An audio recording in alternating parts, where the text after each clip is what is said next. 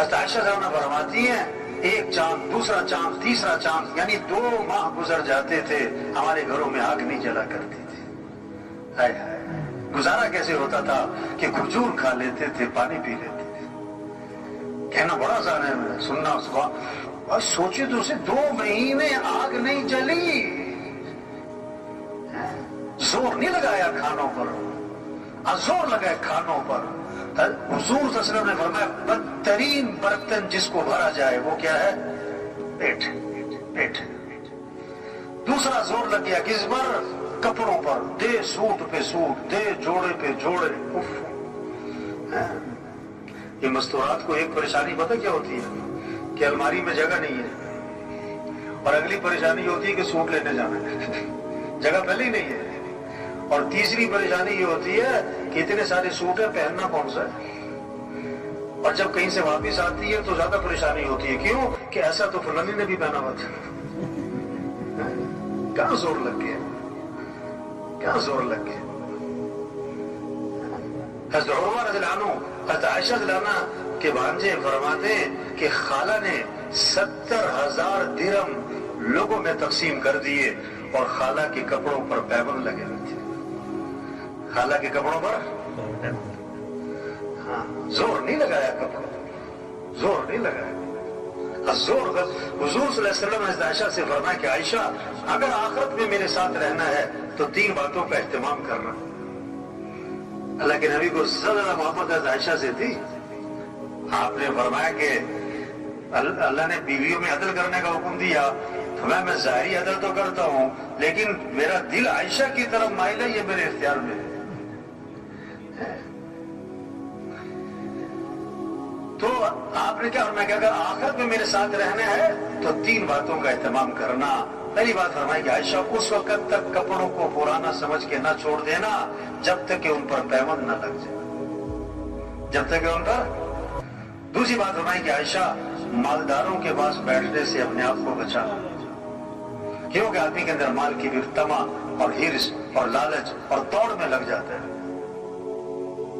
اور تیسری بات فرمائی کہ عائشہ دنیا سے اتنا توشہ دینا جو ایک مسافر کے لیے کافی ہوتا ہے، اللہ لمبے چوڑے چکر میں نہ پڑ جائے۔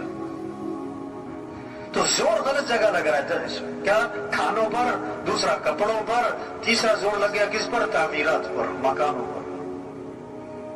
آپ صلی اللہ علیہ وسلم نے فرمایا کہ جب آدمی کے مال میں برکت نہیں رہا کرتی تو تعمیرات پر لگا کرتا ہے۔ اذا لم یبارک فی مال العبد یجعلہ فی الماء والطین، جب برکت نہیں تو تعمیرات پہ مال لگتا ہے۔ قیامت کی نشانی بتائی، یتطاولون فی البنیان، اونچی اونچی عمارتیں، بڑے بڑے پلازے، یہ قیامت کی نشانی۔ ایک صحابی نے ذرا اونچا مکان بنا لیا، حضور صلی اللہ علیہ وسلم نے ان کے سلام کا جواب نہیں دیا۔ فرمایا یہ کس کا ہے، یہ مکان کس کا ہے؟ کہ جی فلاں کا ہے۔ آپ خاموش ہو گئے، اور جس کے الفاظ ہیں فحملها فی نفسہ، لیکن آپ نے اس بات کو اپنے دل میں رکھا کہ اچھا ایسے مکان بنانے شروع کیے۔ کچھ دنوں بعد وہ صاحب خانہ حاضر خدمت ہوئے، آپ کو سلام کیا، فاعرض عنہ، آپ نے اعراض فرمایا، پھر سلام کیا، پھر اعراض فرمایا۔ صحابہ سے پوچھا حضور میرے سلام کا جواب نہیں دے رہے، بتایا کہ تمہارے گھر کے پاس سے گزرے تھے، پوچھ رہے تھے کس کا ہے۔ سمجھ گئے کہ اللہ کے نبی کو میرا گھر پسند نہیں آیا، فہدمها حتی سواها بالارض، گرا دیا حتیٰ کہ زمین کے برابر کر دیا۔ دوبارہ آپ کا گزر ہوا، فرمایا ما فعلت القبہ، وہ قبہ نما مکان تھا کیا بنا؟ تو صحابہ نے آپ کو ساری بات سنائی، اس پر آپ نے فرمایا کل بناء وبال على صاحبه الا مالا، ہر تعمیر کرنے والے پر وبال کا باعث بنے گی سوائے اس تعمیر کی جو ضرورت کی ہو، سوائے اس تعمیر کی جو ضرورت کی ہو۔ تو زور غلط جگہ لگ گیا نا، کھانوں پر، کپڑوں پر، مکان پر، اور چوتھا زور لگ گیا شادیوں پر۔ کس پر زور لگا ہے؟ 2 سال تیاری، 3 سال تیاری، یہ بھی ہونا چاہیے۔ شادی کے موقع میں ایک فہرست بناتے ہیں لوگ، یہ بھی کرنا ہے، یہ بھی کرنا ہے، یہ بھی ہونا ہے، یوں بھی کرنا ہے، وہ بھی کرنا ہے۔ ان سے پوچھو کہ یہ سب کچھ کیوں کرنا ہے؟ ان کا جواب پتہ کیا ہوتا ہے؟ کہ یہ سب کچھ کرنا پڑتا ہے، یہ جواب ہے۔ نہ گزر نہ پاؤں، ان سے پوچھو یہ سب کچھ کیوں کرنا پڑتا ہے، تو اس کا بہت خوبصورت جواب دیتے ہیں، آپ کو پتہ نہیں ہے کرنا پڑتا ہے، آپ کو پتہ نہیں ہے کرنا پڑتا ہے۔ شریعت کا مزاج شادی سادی، سستی، آسان، جلدی۔ اللہ کے نبی نے فرمایا برکت والا نکاح وہ ہے جس میں کم سے کم مشقت ہو، کم سے کم خرچ ہو۔ شادی میں دو چیزیں، نکاح اور ولیمہ۔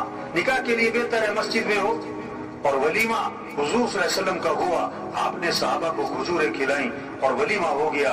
اور ایک ولیمہ اللہ کے نبی کا تھا، آپ نے سارے مدینہ منورہ کو کھانا کھلایا۔ اگر کسی نے زور دکھانا ہے تو ولیمے میں بلاؤ سب کو، سارے خاندان کو، سارے علاقے والوں کو کھانا کھلاؤ، لیکن ایک بات آپ نے فرمائی، بدترین ولیمہ ہے جس میں مالداروں کو بلایا جائے اور غریبوں کو نہ بلایا جائے۔ زور غلط جگہ لگ گیا شادیوں سے۔ پانچواں زور لگ گیا کس پر؟ سواریوں پر۔ پانچواں زور سواری پر لگ گیا۔ صحابہ کا ایک سفر ایسا تھا پاؤں میں جوتا بھی نہ تھا، ننگے پاؤں، یعنی پورا لشکر کے اکثر لوگ پاؤں ننگے پاؤں، اور وہاں برسوں کی سڑکیں بنی ہوئی تھی، ایسا پتھریلی زمین، پاؤں زخمی ہو رہے تھے تو کپڑے پھاڑ پھاڑ پاؤں پہ لپیٹے، اس کا نام بنا غزوہ ذات الرقاع۔ تبلیغ کیا ہے؟ اجتماع کس لیے بھائی؟ ہم اپنی حیثیت کو پہچانیں، اپنے کام کو، ذمہ داری کو، زندگی کے مقصد کو، صلاحیت کہاں لگانی ہے۔ یہ 5 ضرورتیں ہیں، اس کو سادگی پر لائیں۔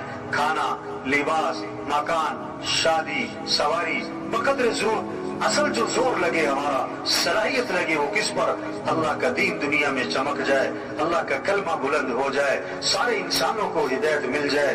ہم مسلمان ہیں، مسلمان، اور اسلام چمکے گا تو مسلمان چمکے گا۔ اسلام کو عزت ملے گی تو مسلمان کو عزت ملے گی۔ ہم دکاندار بعد میں، زمیندار بعد میں، افسر بعد میں، وکیل جج بعد میں، ایس پی صاحب ایم پی اے صاحب بعد میں، پہلے ہم مسلمان ہیں۔ اور وزیر اعظم ہونا بڑی بات نہیں ہے، مسلمان ہونا یہ بڑی بات ہے۔